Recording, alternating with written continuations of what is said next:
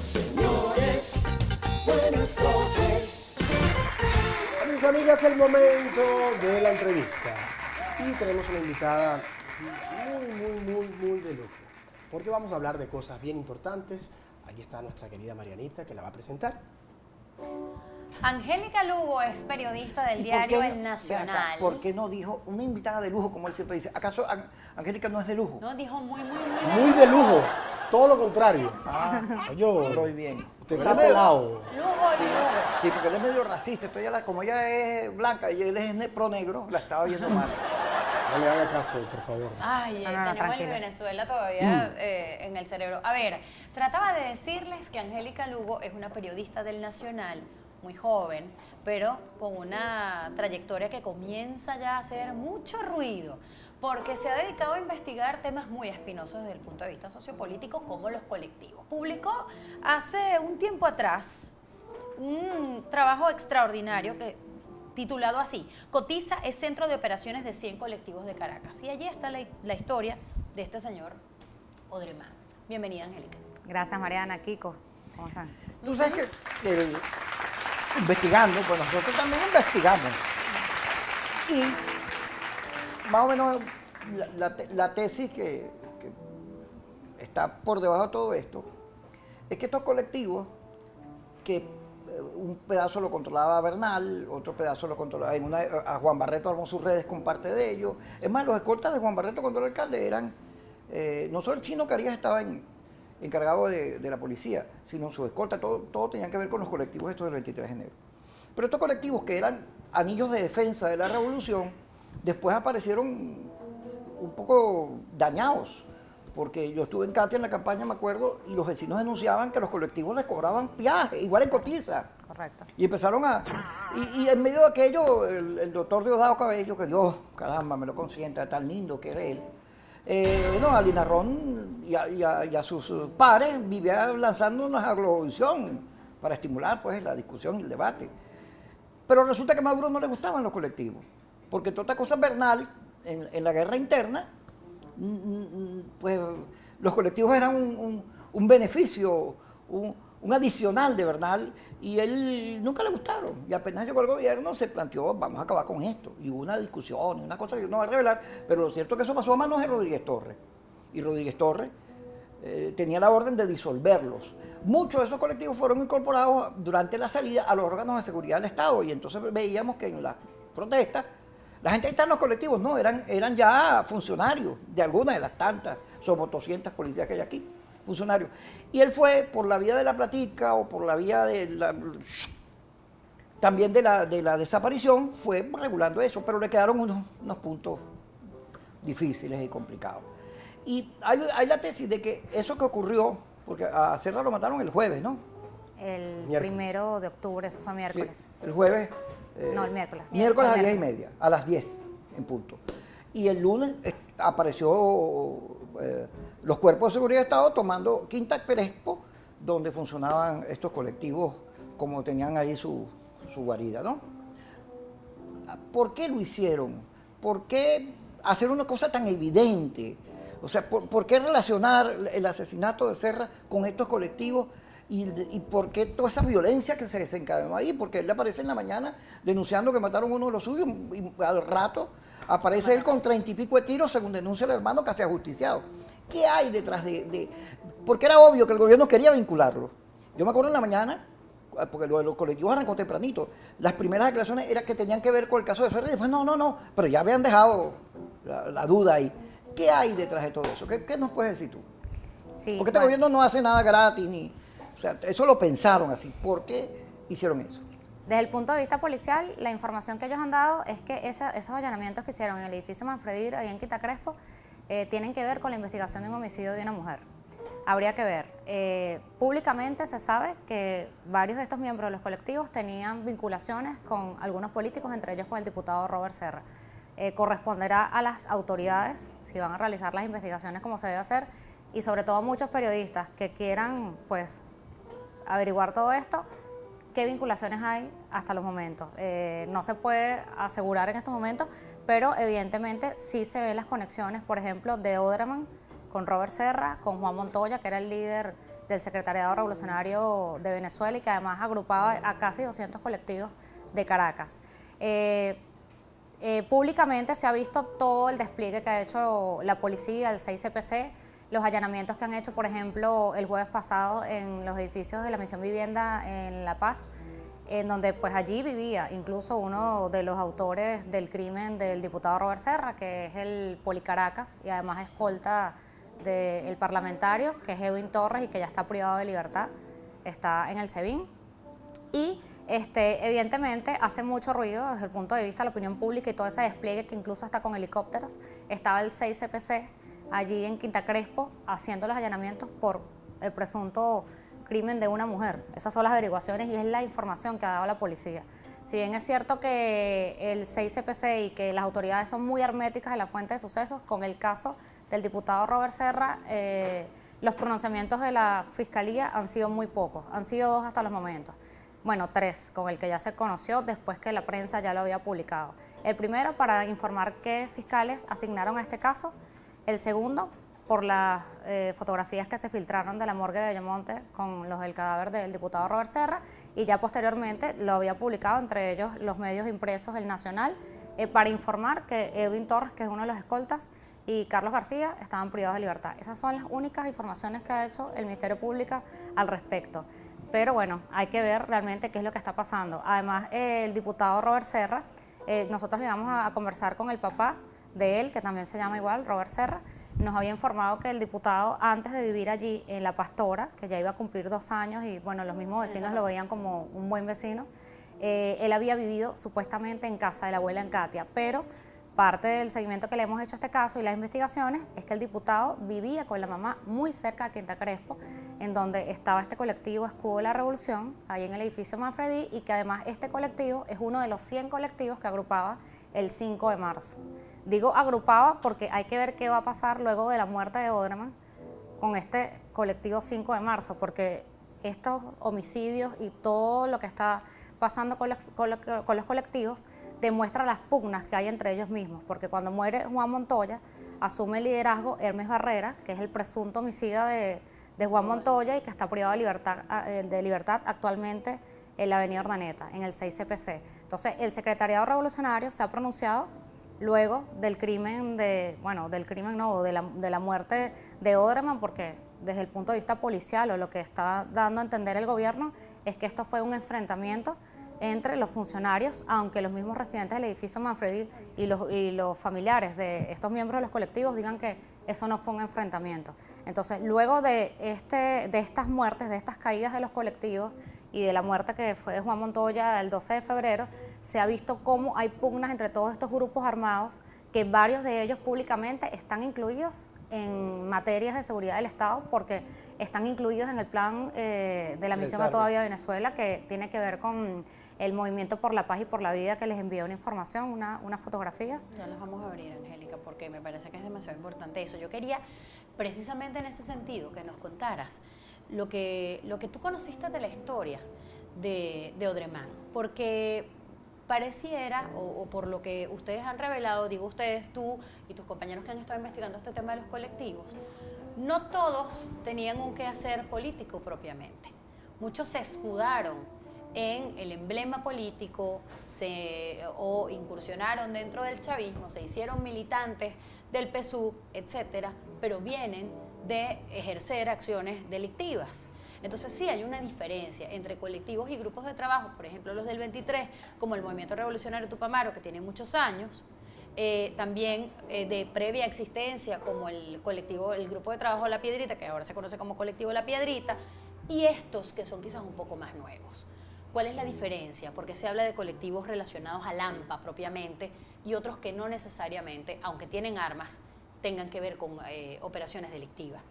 Bien, para aclararles un punto brevemente, nosotros hacemos ese trabajo en Cotiza porque recibimos varias denuncias de los vecinos. O sea, los vecinos ya atemorizados que veían a todos los hombres desplazándose a cantidades de hombres, porque son 100 colectivos, pero nada más el 5 de marzo como tal, que es el liderazgo de todos esos colectivos, agrupa a casi 600 hombres y mujeres armados con motos de alta cilindrada que, de acuerdo con las denuncias de vecinos y de comerciantes, extorsionan para poder mantenerlos resguardados. Por eso es que nosotros hacemos ese trabajo, a raíz de la denuncia de los vecinos. El gobierno ya lo ha informado, incluso se han pronunciado algunas autoridades del 6CPC y el propio ministro Rodríguez Torres lo dijo el sábado. Los colectivos son grupos sociales que abogan por los espacios de la ciudadanía, incluso Odreman nos los dijo antes de morir, 3 semanas antes lo publicamos en ese reportaje en El Nacional. Ellos defienden los espacios, es la información que da el gobierno y que lo sostienen ellos mismos. ¿Por qué ahora les dicen delincuentes? Luego que ya están incluidos en planes de seguridad, que incluso el Frente 5 de Marzo opera Cuéntanos en Cotiza. el origen de esta foto. Esa que nos decías fotografía- que es porque están incluidos en esta misión, en este Es programa. correcto. Importante, bueno, para quienes sintonizan el programa de ustedes, si tienen la oportunidad lo pueden buscar en Google. El Movimiento por la Paz y la Vida es uno de los planes que está incluido en la misión A Toda Vida Venezuela y que incluye a grupos sociales y a colectivos en materia de seguridad ciudadana. Incluso este Frente 5 de Marzo opera en lo que era la Comandancia General de la Policía Metropolitana, ubicada allí en Cotiza. Que este es el aspecto, esta foto que nos enviaste, es el aspecto que eso tiene actualmente, que fue allí donde uno de los sitios donde fuiste, ¿no? Sí, incluso ahí velaron a Odreman y a Michael Puerta Contreras. de lo que antes era el comando de la la Policía Policía Metropolitana de Cotiza. Este es el aspecto que tiene en la actualidad. Y esa es la entrada. La entrada que siempre, de que, bueno, por ejemplo, hace un mes cuando estábamos haciendo el reportaje y las entrevistas, era custodiado por funcionarios de la Policía Nacional y que un día después de la caída de estos líderes colectivos y los estaban velando, continuaba siendo custodiado por funcionarios de la Policía Nacional. ¿Qué has oído tú? Porque rueda en las redes que en el apartamento, en la casa de Serra, había una suma alrededor de $150.000, que es una fortuna, y una cantidad de armas modernas, numerosas. ¿Qué has oído tú de eso? Los vecinos conocidos de Robert Serra informan que él allí tenía su residencia y además tenía su oficina. Y él tenía una caja fuerte en donde guardaba el dinero, dólares, que incluso fue lo que le robaron, dólares, dinero, y armas largas o armas que eran las que utilizaban los escoltas. De hecho, una vecina muy allegada a Serra nos comenta que él no dejaba salir a nadie de allí con armas. Entonces, las armas las guardaban allí. Y una de las informaciones extraoficiales que ya ha sido confirmado, no lo han desmentido las autoridades, de la casa de Robert Serra se llevaron dólares, se llevaron dinero en efectivo y se llevaron un fusil AR-15 y un M16. Esas armas se las llevaron de allí, de la casa de Robert Serra. ¿Qué más le iban a robar? ¿Por qué son las razones de este crimen? No la sabemos, pero sí se ha confirmado que evidentemente parte del círculo cercano. Pero fíjate que a mí me llama la Involucrado, atención. presuntamente involucrado. ¿Por qué Sí. si una cantidad de dólares como es, aquí cualquiera lo matan por menos que eso? Y por armas, bueno, los delincuentes viven cazando donde hay armas.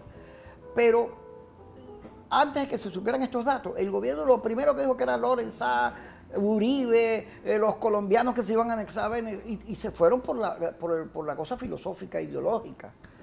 Y después parece que todo indica que no Se es les ese el diluyó la camino, ¿no? teoría. Que más bien son unas relaciones muy personales y como que muy fáciles de descubrir por todo lo que está saliendo, ¿no? Además de cómo se ha manejado el caso, o sea, ha sido muy irregular por la cantidad de organismos que están participando en esto. Una vez que ocurre eso y que van a la escena del crimen, fue el SEBIN, estuvo la dirección, la DIN, estuvo el 6CPC y los videos, tanto de la Casa de Serra como de comercios o de locales y de viviendas adyacentes a la Casa del Diputado, fueron tomados las unidades de memoria por distintos cuerpos de seguridad. Y que hubo una idea, uno de estos cuerpos quiso quitarle a todos los demás y centralizar todas las investigaciones. Y hubo Se resistencia. pelearon, se Empezaron, pelearon no, entre no, ellos. chico, ¿qué es esto? Eso sí se ha manejado y pues de hecho estuvimos la semana pasada allí y hablamos por ejemplo con el encargado de uno de los comercios, una bodega como se le dice en los sectores populares, y el señor estaba bien molesto porque a estas alturas no le han devuelto la unidad de memoria, el aparato para que puedan funcionar sus cámaras de seguridad. O sea, él tiene su cámara de seguridad, valga la redundancia, por seguridad, y no pueden funcionar porque no les han devuelto las unidades de memoria. Entonces él dice, bueno, ¿por qué no se podían confirmar con que les diéramos un disco o que no les han informado? ¿Y el señor llegó a ver qué había en las cámaras ahí grabado? No, bueno, es que apenas ocurrió el crimen, que muchas personas estaban durmiendo y que se enteraron por una de las asistentes del diputado, por los gritos, llegaron de inmediato las autoridades y allí fue cuando empezó todo ese despliegue. O sea, de hecho, el 6CPC no fue quien se llevó las cámaras de seguridad del diputado Robert Serra, ¿Quién fue? el SEBIN. El SEBIN se llevó las cámaras de seguridad del diputado Robert Serra y posteriormente el 6CPC sí se llevó la de otros establecimientos. Esa versión de que supuestamente los propios agresores habrían sustraído parte de ese material audiovisual, ¿cobró fuerza o eso se desestimó? Es una de las informaciones que se ha... Supuestamente parece que sí tenían como las intenciones, pero se habían llevado, era como la unidad de suscripción por cable, de pronto DirecTV. Pensando o sea, no que se llevaron... no se llevaron lo que era. Es correcto. Bajo la tesis aquella de Pedro Carreño que te DirecTV. espían por Ajá. DirecTV. Fíjate, Maduro ha amenazado. Fueron los primeros en llegar al sitio, por cierto. Pedro Carreño. Maduro ha amenazado con contarlo todo. Pero Maduro no puede contarlo todo. Él no es juez, él no es organismo No es fiscal. policial, él no es fiscal. No, además, él estaba ofreciendo una cadena, o bueno, una cadena no, se esperaba una cadena o un pronunciamiento el jueves, nunca lo hizo. Y el sábado, a través del Twitter de prensa presidencial, es que informan lo que ya la prensa y en el Nacional lo habíamos publicado desde el jueves, que era que ya había 2 personas detenidas y que 4 estaban siendo solicitadas, porque ya están identificadas por las autoridades. Bien, Angélica, volviendo al caso de los colectivos. Esto es una cosa que en la memoria y en el imaginario colectivo no está demasiado claro, ¿no? Yo insisto con esto de saber qué pasó después. Esta gente ahora quedó acéfala. Este grupo grande que concentra estos 100 colectivos queda acéfalo con la muerte de este señor en estas extrañas circunstancias, con una incursión violenta del 6CPC, una cosa que tiene... Perdón, pero yo creo que sí los tiene un perfil de fusilamiento o con un ensañamiento, más de 30 tiros. Oye, vamos, no estamos hablando de un enfrentamiento, por Dios, que no nos crean tan tontos, ¿no? ¿Qué pasa después? Es decir, tú volviste al edificio, obtuviste algún testimonio de la gente que vive allí, porque eso es una sede donde hay personas que tienen allí pues su refugio, su albergue, ¿no? Que se quedaron sin vivienda. ¿Qué hacían los colectivos allí? Le cobraban a la gente, etcétera, ¿no?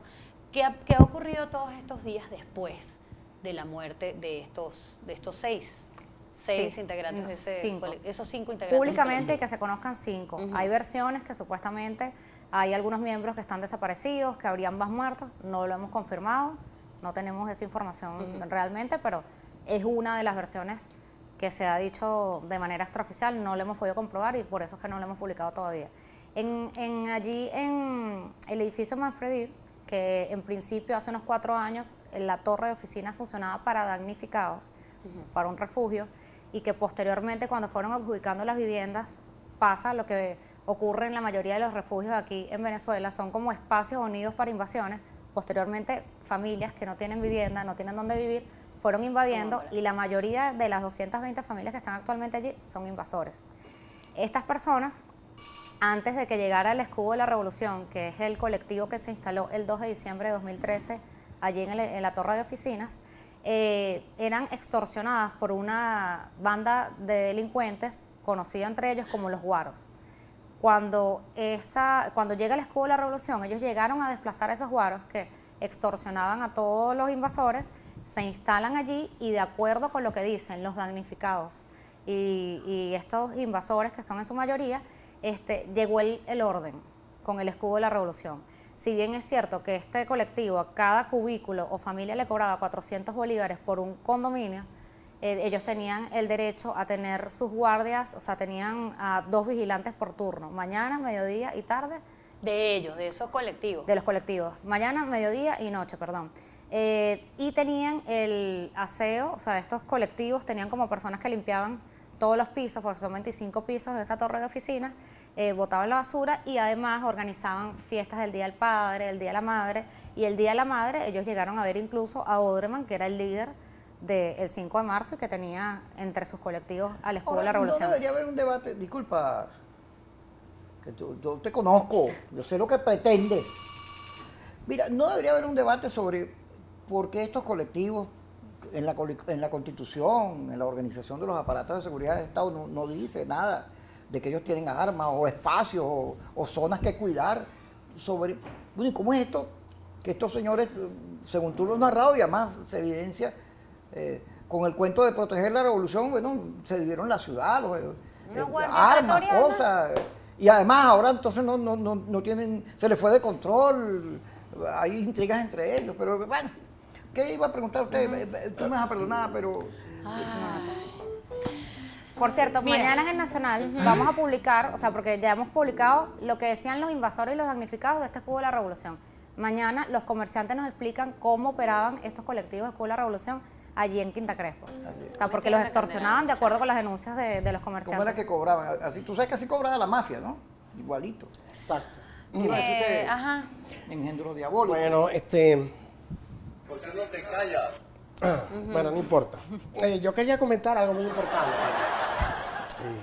Bellísima invitada, Angélica. Usted realmente se ve muy angelical para las cosas tan feas que trata. Yo soy politólogo, graduado en Harvard, en Herbert y en Hansi de Latillo. Ellos me tienen envidia, me quieren sacar, pero no han podido porque realmente no pueden porque yo estoy empatado con la hija del dueño del canal. Wow. Y más bien yo los puedo a ellos votar, ¿no? Pero fíjese, dentro de todas las cosas... Pero tú los extorsionas a ellos. ¿Yo? ¿Los estás extorsionando? No los extorsiono. ¿O tienes Yo- un colectivo aquí? Yo no los he querido. Yo no los he querido realmente votar porque ellos todavía dan rating. Entonces, bueno, nos mantenemos ahí, ¿no? Mire, algo muy importante que yo estoy viendo. Bueno, primero que nada, comentarle que a mí me dijeron que usted había ido a una fiesta y en esa fiesta.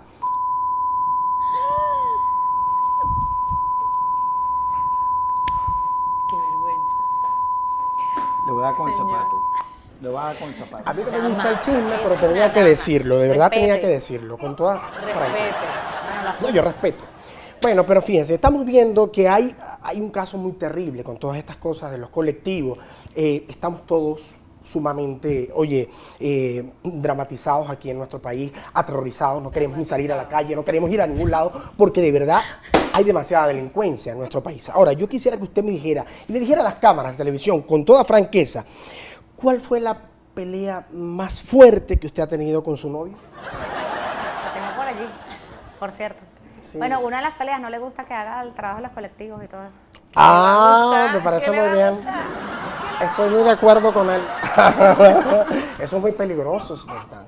Ahora, tú sabes que Angélica, Tú disculpa estas imposiciones editoriales. Sí, Lamentablemente no, ocurre en ignóralo. todos los medios. Yo lo que me temo, y bueno, creo que va a tener que ser uno de los casos por investigar que están siendo extorsionados aquí, por este señor. Yo por Mira, el pianista.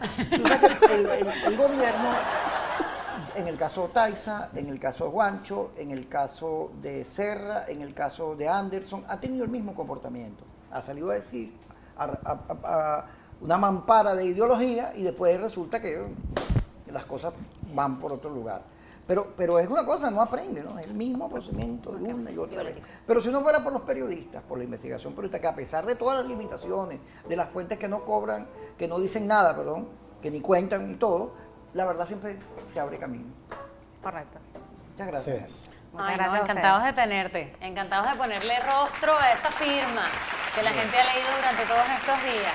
Ojalá más como tú puedan estar con nosotros aquí. Gracias ¿Qué por edad venir. tienes ¿Qué edad me calcula? No llega a los 40, a los Dilo, 40 dilo, No, dilo. no, no. Dilo, Kiko. 32. 30. Ah, Ay, está bien, bien. bien. Vamos a ver, muchas gracias. Bueno, ya regresamos. Gracias. Buenas noches. Para de nada.